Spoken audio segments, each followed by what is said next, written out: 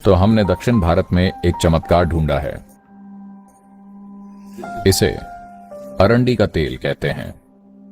बस थोड़ा सा आधा चम्मच अरंडी का तेल हर रोज रात में गर्म करके पानी या दूध में डालिए और पी जाइए।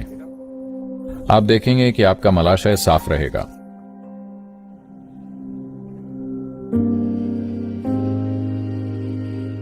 उष्ण कटिबंधीय क्षेत्र के ये 3 चमत्कारी फल हैं। इनको सही तरीके से मिलाकर त्रिफला बनता है। अगर आप इसे थोड़े से पानी या 1 चम्मच दूध या किसी भी तरह से लेते हैं या शहद के साथ भी लेते हैं तो सिस्टम की सफाई हो जाती है।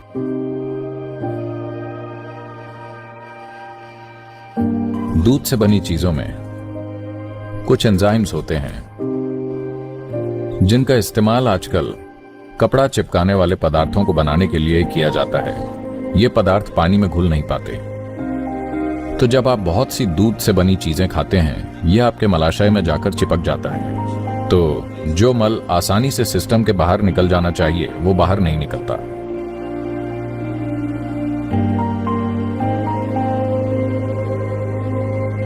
आमतौर पर परंपरागत रूप से पहला निवाला घी का होता था। घी एक लुब्रिकेंट है जो आहार नली को चिकना कर देता है। यह पहली चीज है जो आपको खानी चाहिए जिससे कि यह खाने का रास्ता आसान बना दे। लेकिन ध्यान रहे, अगर आप घी और कार्बोहाइड्रेट साथ में लेते हैं, घी और चीनी साथ में लेते हैं तो यह फैट बन जाता है। लेकिन अगर आप सिर्फ घी लेते हैं या शुरुआत में खाने के छोटे से निवाले के साथ घी लेते हैं तो यह लुब्रिकेंट की तरह काम करता है। तो जो घी का इस्तेमाल सही तरीके से करता है उसका मलाशय हमेशा साफ रहता है क्योंकि वहां कुछ चिपकता नहीं है, वहां कुछ भी ज्यादा देर तक नहीं ठहरता है। देखिए, शारीरिक और मानसिक रूप से स्वस्थ रहने का एक जरूरी पहलू यह है कि आपका पेट साफ रहना चाहिए।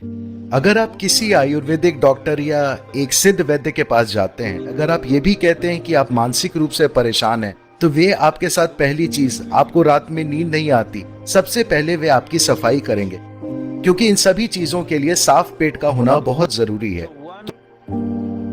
पेट का कैंसर, आंत का कैंसर बहुत ज्यादा हो रहा है। ऐसा नहीं है कि आप इसे पूरी तरह रोक सकते हैं, पर अगर एक निश्चित मात्रा में घी का सेवन किया जाए तो ये घटना बहुत कम होगी। And the ghee must be of the right quality. I don't know what. और घी सही गुणवत्ता का ही होना चाहिए। मुझे नहीं पता आज लोग कौन सा व्यावसायिक घी खा रहे हैं, पर अगर इसे उचित तरीके से गाय या भैंस के दूध से बनाया जाए तो इसके कई महत्वपूर्ण फायदे हैं। योग सेंटर में दिन की शुरुआत नीम और हल्दी की छोटी गोलियों के साथ होती है। आपके सिस्टम में यह क्या असर डालती है, इसके बहुत सारे पहलू हैं। एक चीज ये तुरंत करती है कि यह आपकी आहार नली को साफ रखेगी। जब हम साफ कहते हैं, यह ऐसी जगह है जहां दूसरे जीव बहुत ज्यादा तादाद में रहते हैं। तो इस आहार नली में बहुत सारे सूक्ष्म जीव रहते हैं। इनमें से बहुत सारे हमारे लिए फायदेमंद हैं। हम उनकी वजह से जिंदा हैं। हम उनकी वजह से खाना पचा पाते हैं। शरीर के भीतर बहुत सारी चीजें उनकी वजह से होती हैं, लेकिन फिर भी बहुत सारे ऐसे हैं जो हमारे लिए नुकसानदायक हैं। नीम की खासियत है, खासकर जब इसे हल्दी के साथ लिया जाए, अगर ये दोनों चीजें साथ में हों तो ज्यादातर वो चीजें जो हमारे शरीर के लिए जरूरी नहीं हैं, जो चीजें हमारे शरीर को नुकसान पहुंचा सकती हैं, किसी भी तरह का परजीवी, ये सभी चीजें दूर हो जाती हैं। साफ मलाशय स्वास्थ्य के लिए बहुत जरूरी है। अगर आप फास्ट फूड जॉइंट या सुपरमार्केट से लिया हुआ खाना खा रहे हैं, आप आमतौर पर बहुत कम पानी की मात्रा वाला खाना खा रहे होंगे। अगर मांसाहारी खाना है तो भी दिक्कत है क्योंकि यह सिस्टम में बहुत धीरे आगे बढ़ता है। आप जो भी खाना खाते हैं उसमें पानी की मात्रा ज्यादा होनी चाहिए। आपके शरीर में 70% से ज्यादा पानी है। अगर आप कोई सब्जी खाते हैं तो इसमें आमतौर पर 70% से ज्यादा पानी होता है। फलों में 90% से ज्यादा पानी होता है। तो अगर आप पर्याप्त मात्रा में सब्जियां, फल, मेवे, अंकुरित चीजें अपने खाने में लाएं तो पेट साफ होने की कोई दिक्कत ही नहीं होगी।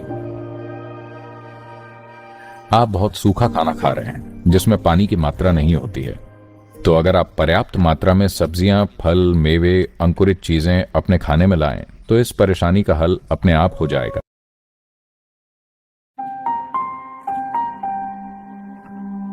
अगर आप ये नहीं जानते हैं, आजकल डॉक्टर्स ये मान रहे हैं आपके दिमाग में जो हो रहा है और नीचे जो हो रहा है ये एक दूसरे से जुड़े हैं।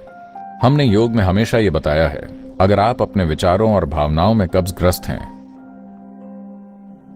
तो आपको सहज रूप से नीचे भी कब्ज हो जाएगा। आप ये जानते हैं? देखिए किस तरह आपका दिमाग और दूसरे अंग आपस में जुड़े हुए हैं, क्योंकि आप यहां पर जो भी करते हैं स्वाभाविक रूप से ये आपके जीवन की बुनियाद पर असर डालता है, मूलाधार पर असर पड़ता है, सिर्फ इसलिए कि आपके दिमाग में बेकार की चीजें चल रही हैं। अगर आप डर जाते हैं तो या तो आपको दस्त लग जाएंगी या कब्ज हो जाएगा। इसीलिए कहते हैं डर के मारे पैंट गीली होना